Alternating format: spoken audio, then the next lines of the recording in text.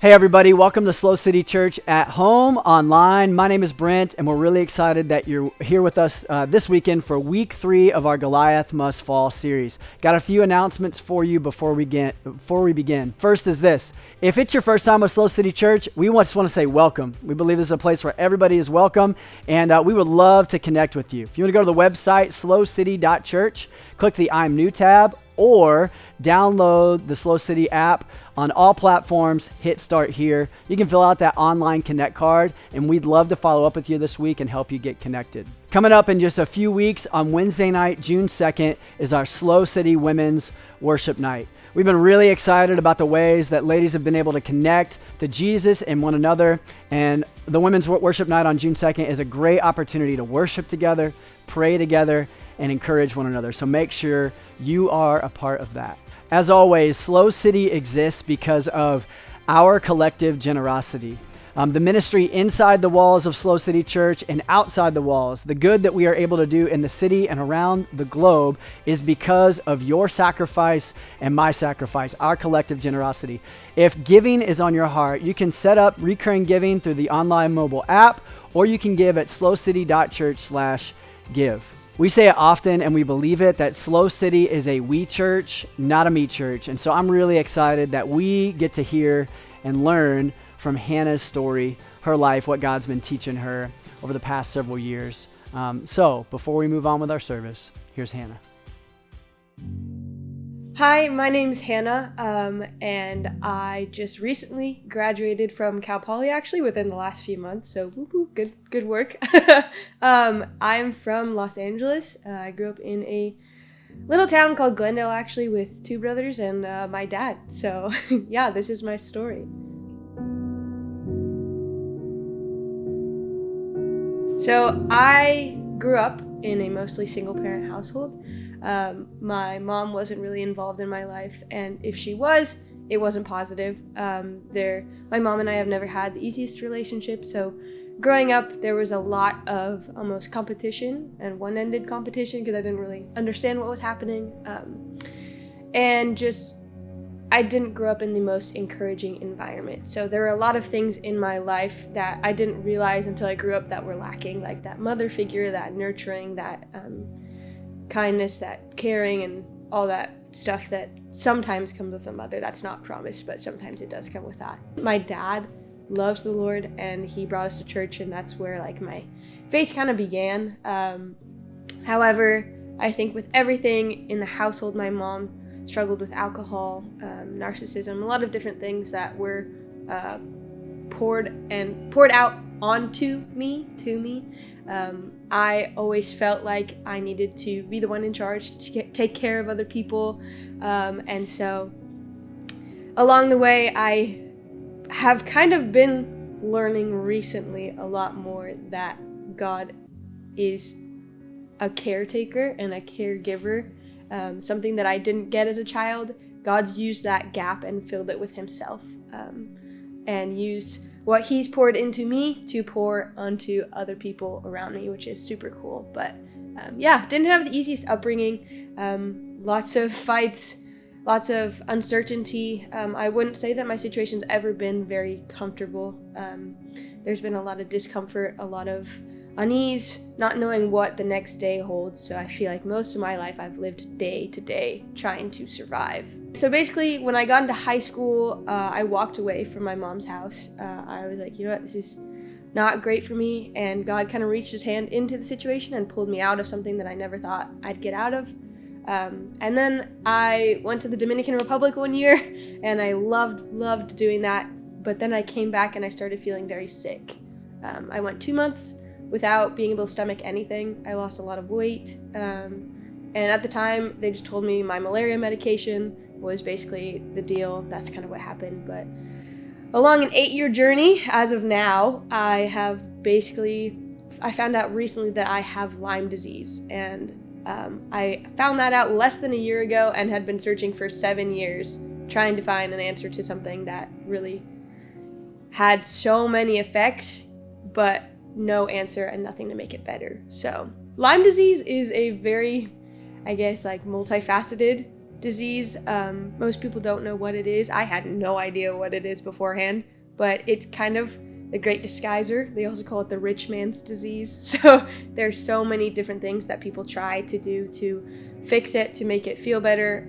But honestly, my body's just been at a steady decline for 8 years, and I'm 22 now, and I really cannot do most things that most 22-year-olds can. Hiking seems like something that I would love to do, but can't. And there have been so many different things that Lyme has kind of put a hold on. And I say hold because I still know that there's a hope in the future that I will feel better. But every day I kind of go into survival mode. And Lyme disease has taken over who I thought I was. I used to be very athletic. It took all my athletic abilities away. It has kind of cut my mental capacity in half, which is nuts. All that to say, everything that Lyme disease has taken away from me, God has kind of stepped into many areas that I never thought possible, I guess, if that makes sense. The things that I'm lacking in, God has provided a sense of almost peace and consistency. And my situation hasn't gotten necessarily any better. I've been on treatment for a year, and I honestly feel worse than I did. But God has really changed my heart to foundationally lean into Him, to lean into the unknown, to lean into this discomfort. Like, I just graduated college. I have no idea where I'm going next, but honestly, to me, that's kind of exciting because God has carried me this far, and I know that there's so much more in store. There have been moments of discomfort where I've been left out, where I've been forgotten by other people or by myself, and I felt forgotten by God, and I felt like I've prayed and prayed and prayed and nothing changed. Like, the situation with my mom never changed. The situation with Lyme disease hasn't super changed either, but I know that I have changed in a sense of it. Yeah, there are moments where I used to have to rest. I used to have to take a break. And have to recollect maybe if something triggered me with my home situation, or if I had a flare up, the moments I have to rest, God's kind of changed my entire mindset to be like, hey, Hannah, you get to rest. You get to spend that time with me and lean into this discomfort and find just a sense of peace and safety and that nurturing that I've kind of sought for most of my life. So, yeah.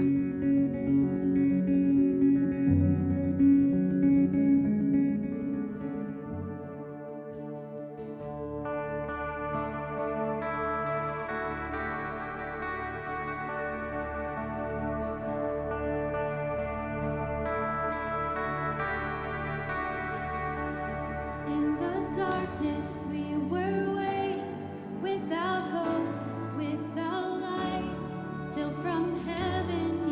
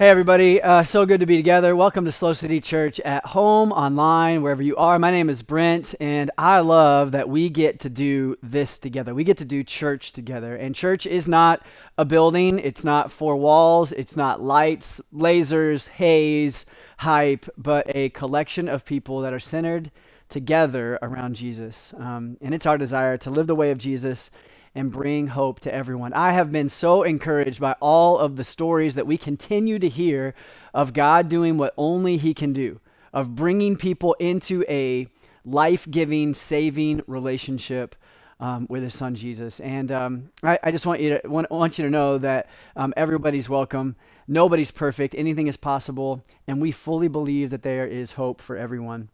We've been in a series called Goliath Must Fall, where we have opened up one of the most famous stories in all of Scripture, the story of David and Goliath. And each week we've looked into different parts of this story to talk about the real giants, the real Goliaths in our lives. Things that threaten us, demoralize us, things that keep us back from the life and the hope and the freedom that God has for us. Now, it's been really easy to talk about things like fear. Fear is a giant in our culture and in our minds and in our hearts and our souls. It's really easy to talk about things like rejection, like addiction, like pride. Like we get that these things are giants, that those are enemies, and we get that we want these things out of our lives. But today, I want to look at something that isn't as obvious. Today, we're going to talk about a giant that is almost kind of subtle, that's kind of sneaky, that kind of sneaks up on you and I. I went to get shoes this week to run in. Every year for coming up on my birthday, my mother-in-law gives me a gift card to get running shoes. Now, I've historically ran on pavement, but if you live in San Luis Obispo, trail running is a vibe. And so I'm getting into trail running with some of my friends. So I'm there at the shoe store and I'm looking at this brand that offers this amazing cushion, like pillows for your feet as you run the trails where you can't feel the rocks or anything that your feet are landing on. And when I was reading the reviews, I learned that runners were rolling ankles at a higher level when you had these shoes on. When you had these shoes with an amazing comfort and an amazing bounce running through the trails, runners were rolling their ankle, injuring themselves at a higher level than those that aren't pillow-like. Why? Because there's a certain level of discomfort needed to strengthen the muscles in your feet, in your legs, in your ankles, to prepare you for a rock, to prepare you for a slip. And when you're wearing pillows underneath your feet and you hit a weird angle or you step on something unique, your body, your legs, your muscles can't handle the hardship. See, today we're going to talk about the giant of comfort. The giant of comfort. Comfort is an enemy to your spiritual life with God, an enemy to your relationships with other people. Comfort is an enemy, is a giant that stands in the valley, in the way of your future. And apparently, it's up against your ankles. Now, previously to shopping for shoes, I was sent an article by a friend. It was this study put out by professors at MIT. And in this study, they found out what these runners had discovered. That certain levels, that certain behaviors and patterns of discomfort actually stimulates life, actually allows for growth. Certain patterns of discomfort actually lead to longer life. So we see people culturally taking cold showers, practicing intermittent fasting, getting out of their comfy pillow shoes, walking on glass. Just kidding. Maybe you've done that before. Go for a climb because people want to live. Paul's text to me this article I read from this MIT professors. Paul sent me this text with a link to the article and simply said, "Comfort actually kills. Comfort kills." Now, I don't know about you, but this bothers me because I love comfort. I love pillow shoes. It feels good for the bottoms of my feet.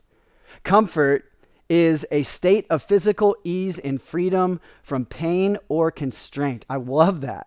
The easing or alleviation of feelings of grief or distress, prosperity, and the pleasant lifestyle secured by it. I love comfort, don't you?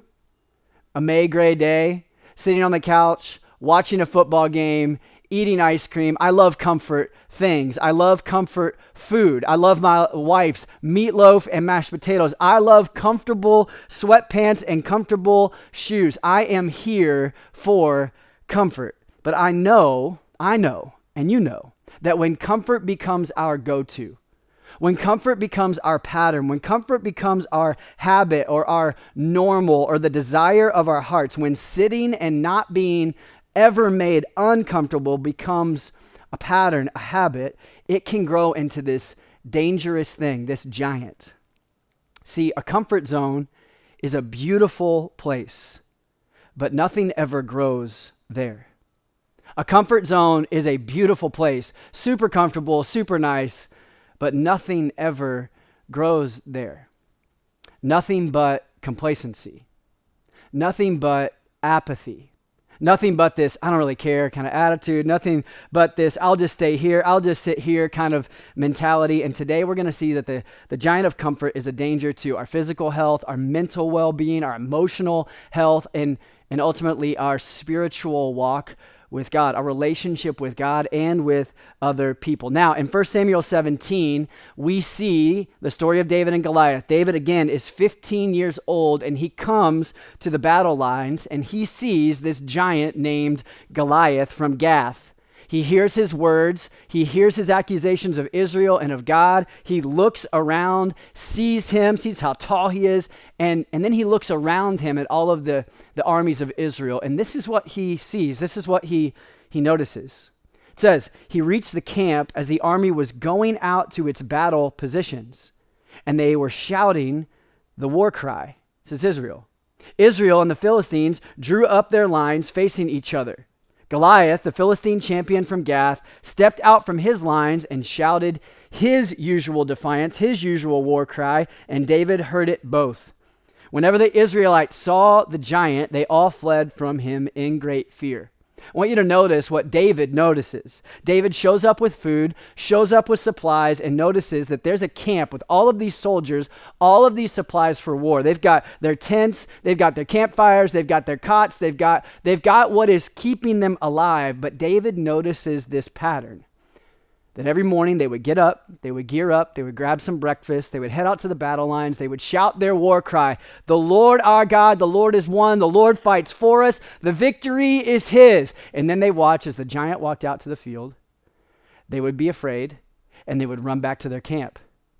And every day, this pattern happened on repeat. David notices their fear, but bigger and beyond that, he notices their lack of courage, their lack of care, their lack of want to. He notices their comfort.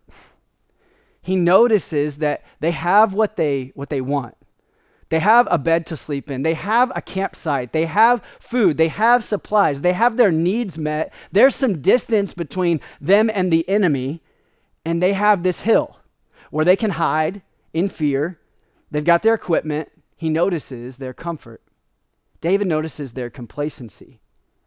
I read this quote in an article in Forbes magazine, and it stated, "Complacency leads to compliance, not big thinking. Complacency leads to compliance. This business as usual, not big thinking." See, the nation of Israel, the armies of Israel are right here. There's this camped out way. There's this settled state that they're in where no one in the entire army is able to think bigger than their present circumstance, is able to think beyond what they can see for themselves. This is supposed to be, by the way, God's chosen people, God's chosen nation, his chosen army, and God would actually be the one fighting on their behalf. Remember, they would walk out and say, "The Lord our God, the Lord is one, the Lord fights for us." But there is this overwhelming comfort that has attacked the camp. This overwhelming complacency that has made them compliant. Just like, well, we'll just sit here. We won't rock the boat. We won't risk anything. Business as usual. This giant Goliath stands in the field, but the giant of comfort kept them stuck, kept them from going, kept them from growing. And this giant, this real enemy called comfort, was spreading throughout the whole camp. There was this culture of comfort. Man, don't we live right there? Don't we live here, up on a hill, hidden in a culture of comfort? I mean, I look around us in this most beautiful, happiest place on the planet, perfect weather, perfect sunshine, and I see a lot of comfort. We live in a society that is built and made comfort, has made comfort a value, has made comfort a virtue, a life goal. The end game of everything is to be made more comfortable, where we can live our entire lives to get to a place where we can just camp, where we can just sit and ultimately not care, ultimately not be bothered by the problems and pains around us. When we have what we want, what we need, and then we can just not move. We live in a culture of comfort with endless commodities, endless entertainment, endless add-ons and pleasures and plans to acquire more and get more. And we believe in our culture, in this society, this kingdom of comfort, that the best life is the luxurious life, is the blessed life is the one without difficulty, without discomfort, without real challenge. And the reality is, in this culture, in our lives, in this world that we live in, it can easily make us a lot more like Israel. Remember, that's who we are in the story. Complacent, not willing to move. We get up, we go through our routine, we say the right things and shout the right cries, but we have become a little too convinced that comfort is the way to be kept safe. That apathy and just being complicit, business as usual, with that giant in the way, we've become a little bit too comfortable. Has comfort crept up on you? Is it killing your courage, killing your faith? Is it keeping you back from something real, something life-giving, a life-giving relationship? Has it made you blessed but bored? Do you have endless experiences, but are you empty? Has the giant of comfort made you unable to see beyond yourself, above yourself, into something bigger? And can I ask you, minimally invasive question, has comfort or complacency killed your faith, stolen your belief? Is it killing your belief in what God can do and what God wants to do in and through you? See, a complacent faith is a compliant faith. A complacent faith is a stagnant faith, is a stuck faith, is a faith that shrinks back and hides up in the hills. A complacent faith is a pretty dangerous place to be. It's pretty useless. It doesn't gain any ground, where we just go, I got what I need, I got what I want, I've got my thing, there's donuts here, I've got my ticket to heaven, I'm kind of good. Have you seen complacency in faith in our city, in our nation? Have you seen a culture of comfort in the church, in your heart? See, it can't be this way. And David says, it can't be this way. David shows up to the battle lines. He sees and he notices all of this comfort, and he is welled up with this courage. And he goes to King Saul and he says, I'll fight. I know it doesn't make sense. I know I'm 15 years old. I know I'm not a soldier. I'm a shepherd. I know I haven't been here. I know I've been noticing all these things, but I have courage. I'll fight. And notice the response when there is courage in a kingdom of comfort. Saul says to David, well, God help you. In the Message, he says, God help you. Almost this exacerbated, good luck. You're going to need it. God help you. There's no way. And then, interestingly enough, he says, then Saul dressed David in his own tunic. He put a coat of armor on him and a bronze helmet on his head. David fastened on Saul's sword over the tunic and tried to walk around. We get this picture when courageous David steps up to the king in this kingdom of comfort, and Saul goes, God help you. Here, take everything that I have. And it's kind of a sweet moment, kind of a cool moment. It kind of shows that Saul has some compassion here. He gives David what he ultimately believes will protect him. It's kind of this special moment where Saul says, here, take my tunic, take my robe, take my armor, take my helmet. I want to keep you safe. And by the way, Saul's freedom is at stake, so he wants to keep David safe. So he says, take everything that I have, take my shield, take my sword. And Saul ultimately puts on David what he believes will bring him prosperity, what will bring him safety and security, what will keep David from distress and grief and death, and will ultimately comfort. Don't miss this. Saul puts comfort on David.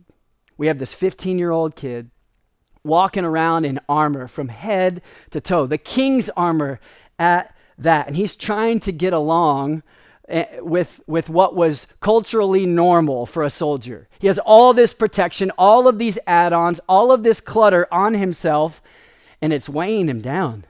And it's making it impossible for him to move, let alone face a giant like Goliath. Think about your life for a minute. What things have been put on you? What things have you put on, added on? What comforts have you been clothed in that ultimately keep you back, that have ultimately been weighing you down? What things in your life, what protection, what clutter, what comforts have given you a sense of security, but in fact has you stuck and unable to step into the fight? See, David has all this comfort on him, but he's unable to move. Several years ago, I was a part of a nonprofit called Northwest Haiti Christian Mission, and my family and I got to be a part of a lot of the life-saving work in Haiti. Haiti has been a huge part of our life, a huge part of our story. And in some of our travels there, I met a dear friend named Idri. Now, Idri was born in the slums of Cap Haitian, and Idri is one of the most faith-filled, hope-filled, joy-filled men that I have ever met in my life. He is a dear friend, a dear brother, but also like a mentor to me. And I have seen in Idri this proof that you don't need much to make a difference. I have seen in Idri that you don't need the world's comforts to change the world around you. You simply need an uncomfortable calling and the willingness to step into the discomfort. See, Idri lives now in this town called Kabik. He lives in a house smaller than my office with his wife and his 3 kids. And I've had the privilege of seeing God move in and through him in a radical way. Idri, filled with the Holy Spirit, has planted over 10 churches in one of the poorest countries in the Western Hemisphere. He's navigated earthquakes and hurricanes, cholera, COVID-19 in the third world. He is not comfortable by any stretch. His truck just broke down a few weeks ago. He is walking on foot to visit different churches. And together with this group of other empowered people, he has lived this amazing life in the middle of this crooked and corrupt culture. They've started 2 state-sanctioned schools. He's helped establish food and nourishment programs, helped develop micro businesses for the widowed, clean water systems, job training programs for those who have never had a job in their entire lives. He is not comfortable, but he has an uncomfortable calling to step into the discomfort. And you just see this life welling up within him and around him. Does he have hardship? Absolutely. Is it difficult? Absolutely. He has this courage, though, and purpose and hope and joy that I want. See, he keeps his eyes on Jesus, his life on Jesus. And he told me this one time. He said, "Brother, I want you to know this. No sacrifice, no life. No sacrifice, no power. No sacrifice, no life. No sacrifice, no power." And the more we sacrifice, the more life we experience, the more power we attain. See, Idri knows this powerful truth that faith thrives in discomfort. Faith thrives in discomfort. Faith grows in uncomfortable situations. Did your faith grow a little bit in this past year of pandemic and COVID-19? Has your faith grown when you saw your child sick and you're going, "God, I am desperate for you"? See, faith thrives in discomfort, and life and hope and strength and victory are waiting for us when we sacrifice, when we give up, when we let go, and when we let God by stepping into discomfort and difficulty and pushing off apathy. David has all these comforts put on him. Saul says, "Here, take my armor, take my helmet, take my shield, take my sword." And I want you to see what David says. He says, "I can't go in these. I'm not used to these. I can't go in all of this stuff. I'm not used to these. I love what the King James Version said. You're like, thank God Brent's finally using the authoritative translation of the Bible. King James Version says this, I cannot go with these, for I have not proved them. I think this is so powerful. These comforts, these protections that you've put on me, David says, they haven't been proven. This clutter, these add-ons, all of this stuff, has it made anybody else more confident? Has all of these add-ons, has all of this comfort, has all of this stuff made anybody else less complacent?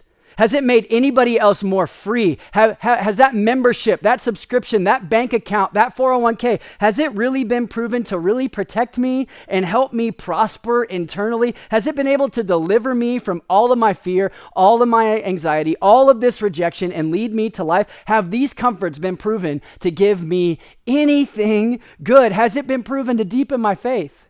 David says, I can't go. I can't go in these. So David says, listen, I got to take this off. So look at the verse. It says, so David took them off. Don't miss that. David took off what was comfortable and stepped forward with a staff in his hand and 5 smooth stones. David put them in a pouch of his shepherd's bag, and with his sling in his hand, he walked out toward the giant Philistine. David said to the Philistine, you come against me with a sword and a spear and a javelin and all this stuff, but I come against you in the name of the Lord Almighty. David took off comfort. David took off comfort and steps into the discomfort. He steps onto the battlefield with no armor, with no protection, with no thing to keep him safe. And he walks out there and he sees he's Goliath, 9 feet tall, 100-pound armor. He's got a guy just holding his shield. And David goes, well, it's just me and these rocks and these odds don't look good. But David comes to him in the name of the Lord. See, David knew the Lord. And he knew that faith was bigger than what his eyes could see. He knew that faith pushed him beyond and out of his comfort zone. And that faith was proved in uncomfortable situations, that God shows up and that faith grows in discomfort. Remember, he's seen the Lord do this time and time again. So David says, I've got nothing, but I've got everything because I have a deep trust that God will show up. And he did. When he took off comfort and he stepped into discomfort, into the valley of the shadow of death, David walks. And he says, I come to you just with a name, the name of the Lord. Verse 48 says, as the giant Philistine moved closer to attack him, David was able to run quickly toward the battle line to meet him. Wonder if he's not weighed down by all of his stuff. Reaching into his bag and taking out a stone, he slung it and struck the Philistine on the forehead. The stone sank into his head and he fell face down on the ground. Can I ask you, what does God want to do in and through you? Have you asked that question? Have you asked God that question in prayer? God, what do you want to do in me? What do you want to do in my marriage? What do you want to do in my relationships? What do you want to do with my future? What do you want to do through me? What do you want to do through me? God, you have blessed me. I want to be a blessing to others. That's why you bless. You bless to be a blessing. You bless us so that we can be a blessing. What do you want to do in me? And what do you want to do through me? What might God be calling you to do? Who might God be calling you to speak to rescue, to sit with, to serve, to love, to listen to come alongside and breathe life into? And what giant might fall in your life and in their life when you just ask that question, God, what do you want to do in me and through you? What are you calling me to? But are you too comfortable? Are you too complacent? Are you too entertained? Is the campsite too nice? Are the views too good up on the hillside? Is it a nice place to hide? See, me too. I'm with it. This may sound harsh, but I'm in this with you. I want you to see that all throughout Scripture and all throughout our lives, our physical lives, our spiritual lives, this is true. That there is a giant called comfort, and it kills. It keeps us from growth.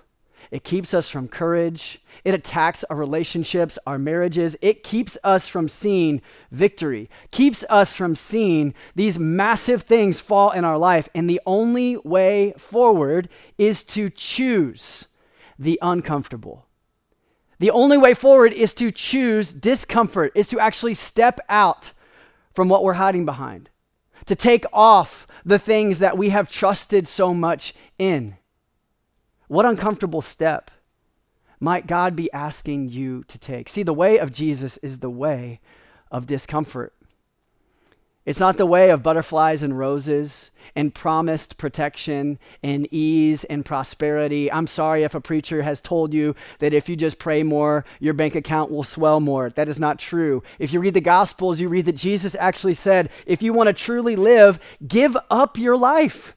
If you want to truly experience greatness, then let go of everything and be a servant. If you want to acquire and hoard and attain and build bigger barns and live with all these add-ons, then you're going to ultimately lose your life. You're going to be sweating over how to keep all those things. But when you give up and when you give freely for my sake, Jesus says, you'll find real life. See, Jesus said following me means denying yourself, dying to yourself, and daily taking up your own cross. What is a cross? The place that someone goes to die. He says, daily die to yourself. Daily die to your pride. Daily die to your ego and live for others. Live for God. Live generously. Love recklessly. Take off what keeps you back and step forward in faith into the discomfort, into the uncomfortable. And I promise you that faith thrives in discomfort, and life begins at the end of your comfort zone.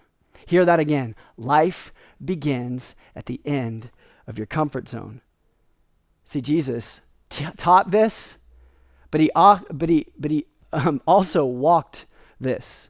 Jesus took off what was rightfully his. In the book of Philippians, Paul beautifully writes that Jesus emptied himself. See, divinity and thrones and being higher than everybody else was rightfully his, but he chose to take that off, to step into the planet and take on the very nature of a servant. He emptied himself, was made so uncomfortable, stepped into the discomfort so that you and I could live, so that you and I could know real life. David took off what was culturally comfortable, stepped into the discomfort so that all of Israel could live. Well, you see, well, I see that we can really live today when we take an uncomfortable step.